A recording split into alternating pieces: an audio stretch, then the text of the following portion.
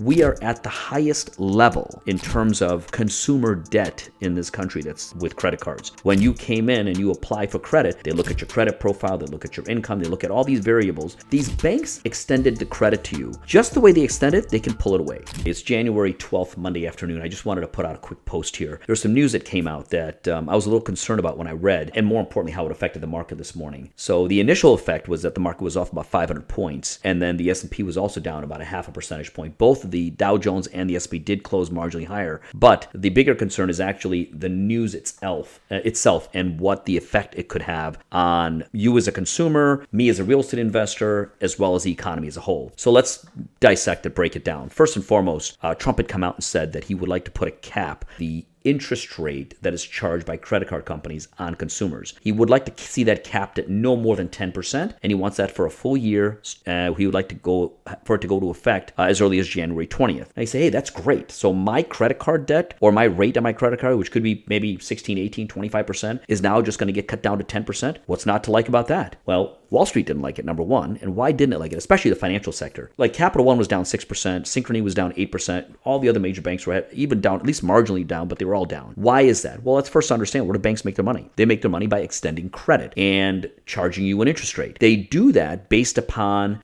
metrics that they had observed, like almost they underwrote you. When you came in and you apply for credit, they look at your credit profile, they look at your income, they look at all these variables, and they say, okay, Jay Patel is extended, say, $100,000 line of credit at this interest rate. Now, tomorrow, an outside factor, an outside individual or a force comes in and says, no, we're going to have to change that, even though you may have approved them at 16, 18 to 20% on credit that's held, is now going to get cut down to 10. That's going to affect their financials, and that's going to affect their projections as well. So, and by the way, today, as we stand, we are at the highest level in terms of consumer debt in this country that's held, with credit cards. It's huge. So naturally, it's going to affect them. And you say, hey, who cares? That's the bank. We don't care. It's going to benefit us as a consumer. And at first blush, absolutely. When you look at it, say it's great. But now it's important to understand, how does it affect you, and will it affect you? And it will. And I'll tell you why. Because number one, these banks extended the credit to you. Just the way they extend it, they can pull it away. So let's say, for example, right now, I have a credit card that's $100,000 limit. Tomorrow, if this is actually passed, and by the way, he would need Congress approval. If this is passed, the bank can only charge 10%. Well, they're going to say, hey, it doesn't match the risk profile to extend that much credit at such a low rate, even though we might say, hey, 10% is very high. But for a credit card debt, that's low. They'll say, hey, Jay's not worth giving him $100,000. We're going to trim that down to, say, hypothetically $10,000. That can affect my business just the same way. If you have a credit card that has $5, $10, $15, $25,000